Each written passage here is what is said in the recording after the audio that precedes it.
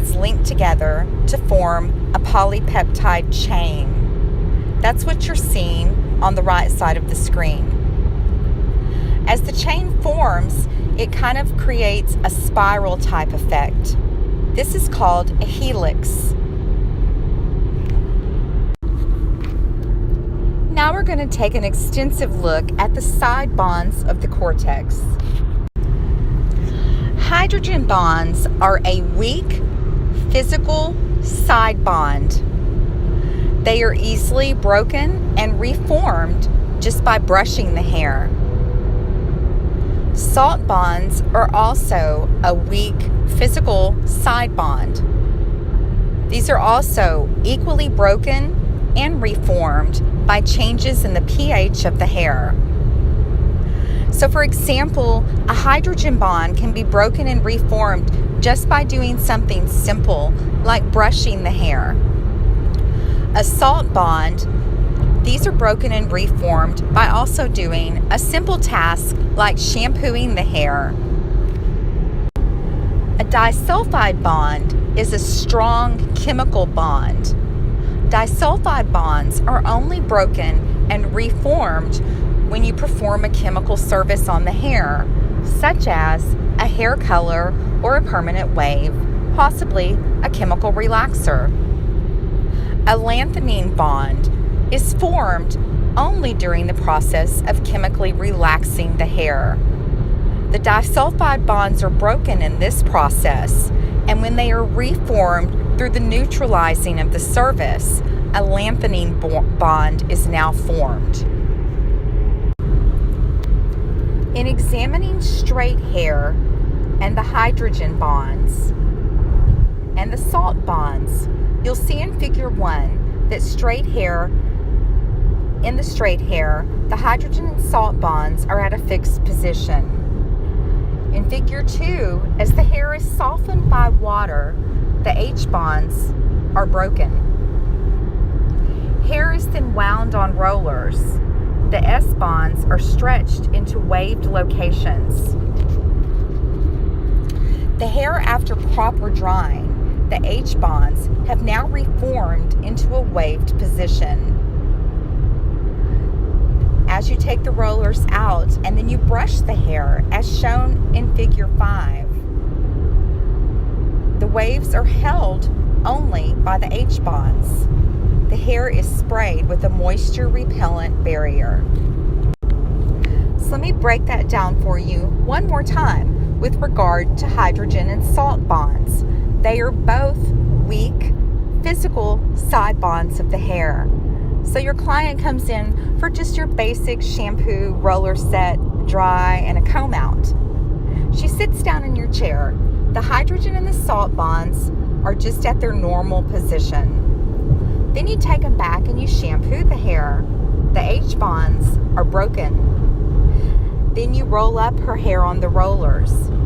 Your salt bonds have now been positioned into a waved position. Then the hair is dried. The H bonds are reformed into a waved position. Now you're going to brush out her hair and style it into her style. The waves held by the H bonds. The hair is then sprayed with a hairspray, and out the door she goes. Now let's take a look at how the hydrogen and the salt bonds are affected by a chemical service like a permanent wave. Your client comes in, again her hair is straight. You see that both the hydrogen and the salt bonds are in their straight positions. Now her hair is wound on rods and softened by shampooing and also the cold wave solution or the permanent wave solution. The H bonds and nearly all of the salt bonds are now broken.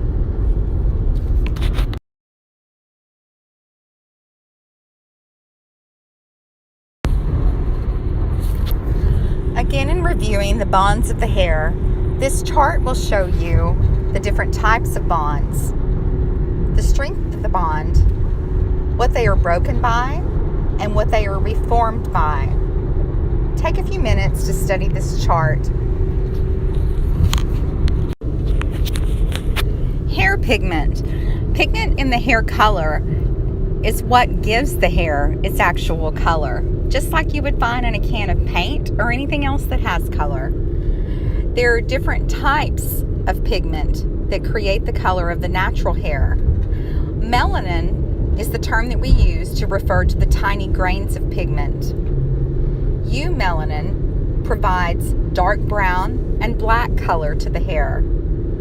Phenylanin provides the yellow to red ginger color. Natural hair color is a result of the ratio of these two different types of melanin, eumelanin to phenylanin.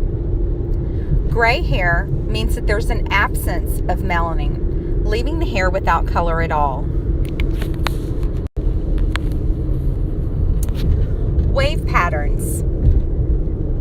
Different clients will have a different wave pattern to their hair.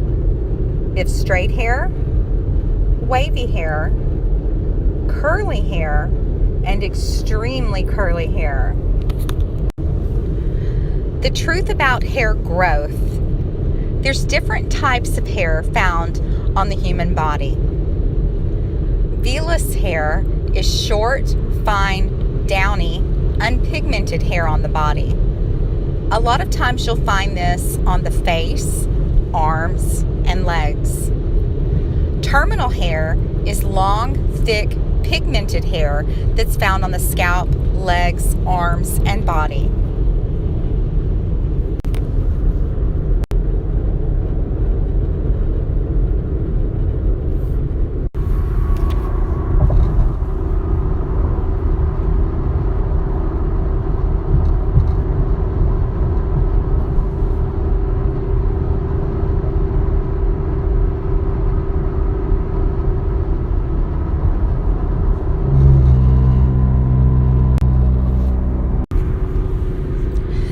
Discuss some of the myths and facts about hair growth.